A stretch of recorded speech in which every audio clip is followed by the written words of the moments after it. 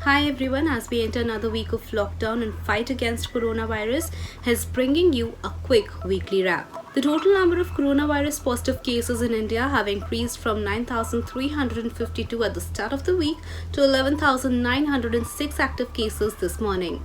The death toll has increased from 324 to 418. Faced with the challenge of having to choose between the economy and the lives of people, Prime Minister Narendra Modi, in his address to the nation on Tuesday, extended the lockdown for another 19 days until 3rd of May. The government, however, released a new lockdown rulebook stipulating who all will or will not be allowed to resume work during this extended phase from April 20th. Industries and transport got some relief in round 2 of the lockdown. Industries operating in rural areas, construction of roads, irrigation projects, work under Manrega are allowed to resume from 20th of April.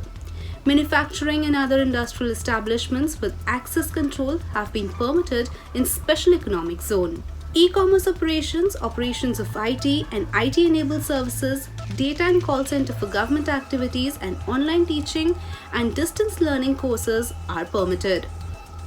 Interstate, inter-district movement of people, metro, bus services has been prohibited till 3rd of May. Subsequently, Indian Railways extended the suspension of passenger services till 3rd of May and so did DGCA, which suspended all domestic and international flights till 3rd of May.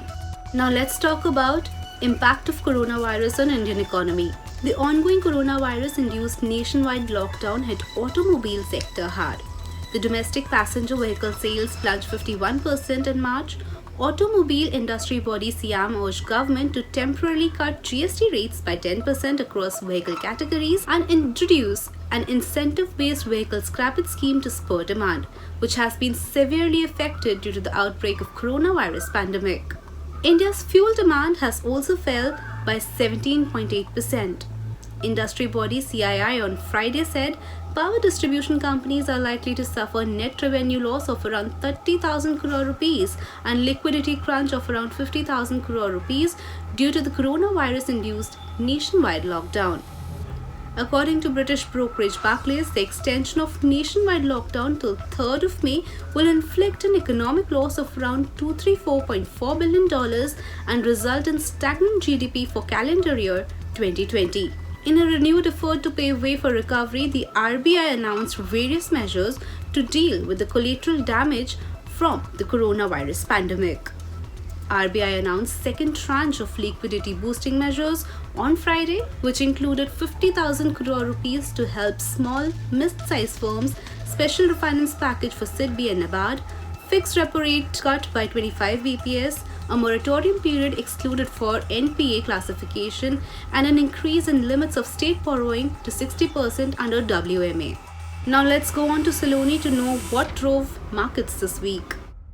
Well, thank you so much. So here's what happened in the domestic equity market this week. After been having relentlessly beaten for multiple weeks, stock market bulls heaved a sigh of relief. During the holiday-shortened week, Sensex and Nifty rose 1.37% and 1.69% respectively. This was the second straight week of gains for both Sensex and Nifty. Plans of phased reopening of economies across the globe and a news report citing a drug candidate for the virus helped boost the sentiment globally.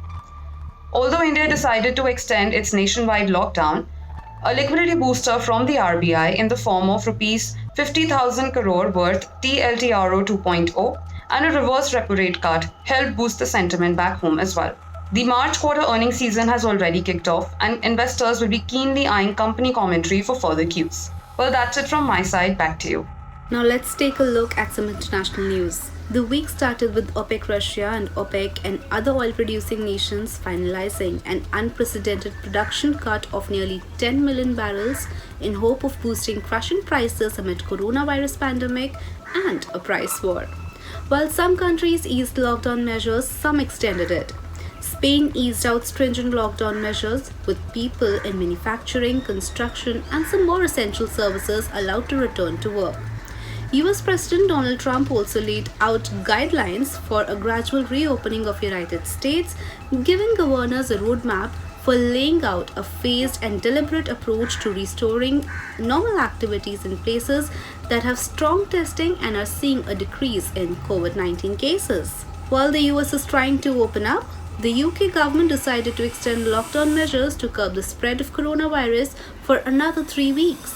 French President Emmanuel Macron also extended lockdown in France until 11th of May.